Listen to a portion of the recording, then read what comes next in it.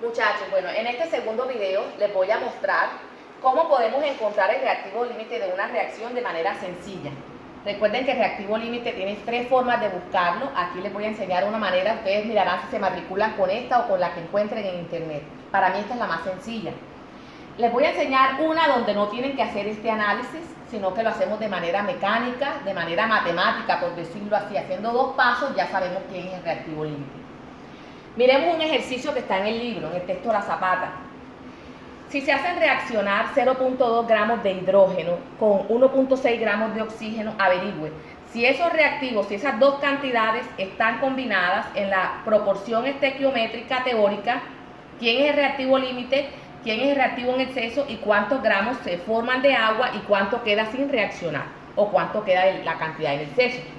Entonces, miren, es muy sencillo, muchachos. Aquí quiero que entiendan que si se aprenden estos dos pasitos ya se descomplicaron de buscar reactivo límite. Primer paso siempre será balancear la reacción. Eso nunca lo olviden. Balancear la reacción siempre es el primer paso. Luego de haber hecho eso, vamos a usar esa misma reacción que es la reacción del agua. ¿Listo? Esa misma reacción. Luego de haber hecho eso, entonces aplicamos dos pasos. Miren, aplicamos dos pasos. El primer paso, ¿en qué consiste? Voy a convertir gramos prácticos en moles prácticas de cada reactivo. ¿Cuáles son esos gramos prácticos? Esos gramos prácticos son los gramos con los que empezó la reacción química. Estos gramos con los que arranca la reacción yo los llamo gramos prácticos. ¿Listo? Entonces es transformar esos gramos en moles, que también llamo moles prácticas. Entonces, las moles prácticas del hidrógeno, ¿a qué serán iguales? Recuerden que hay una relación que mole es igual a gramos sobre peso molecular, el peso molecular del reactivo. En este caso, las moles del hidrógeno serán esos gramos que tengo aplico un factor de conversión, donde debajo deben ir gramos de hidrógeno. ¿Cuántos gramos de hidrógeno? Lo que pesa el hidrógeno. Una mol de hidrógeno pesa 2 gramos, porque el peso atómico del hidrógeno es 1, como sería 1 por 2, porque su índice es 2, sería 2 gramos. Están contenidos en una mol. De aquí sale 0.2 por 1 entre 2 da 0.1 moles de hidrógeno.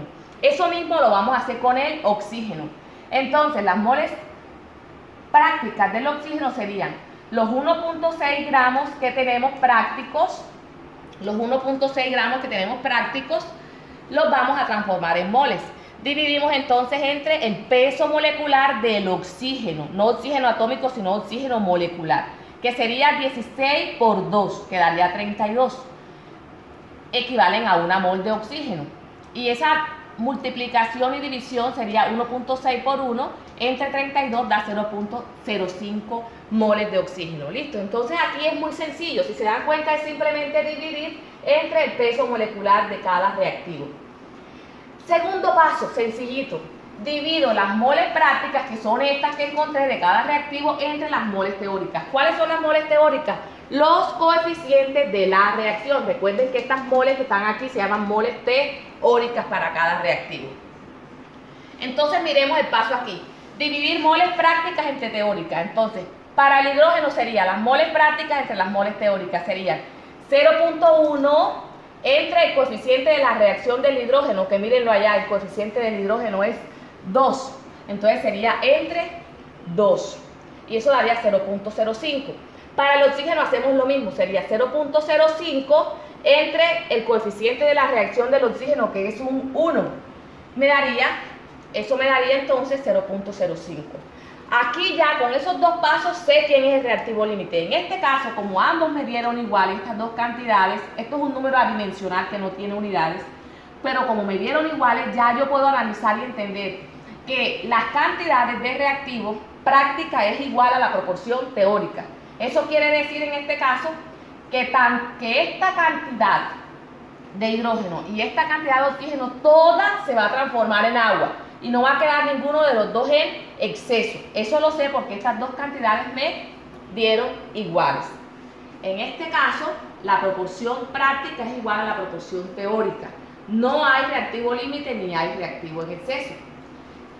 Esto es importante porque a veces va a pasar que si estos dos números dieron diferentes, el que dé menor, la menor cantidad, ese será el reactivo límite y el que dé mayor será el reactivo en exceso. Entonces, concluyendo, ¿cuáles son los dos pasos? coger los gramos y convertirlos en moles, dividiendo entre el peso molecular de cada reactivo. Segundo paso, dividir esas moles, que ya busqué en el paso 1, dividirlas entre el coeficiente de la reacción y ya, con base en esas dos cantidades, analizo. Si me dieron iguales, no hay reactivo límite. Cualquiera de los dos me sirve para hacer los cálculos. Si uno me dio menor y el otro más, quiere decir que el que me dio menor es el reactivo límite y el que me dio más es el reactivo en exceso.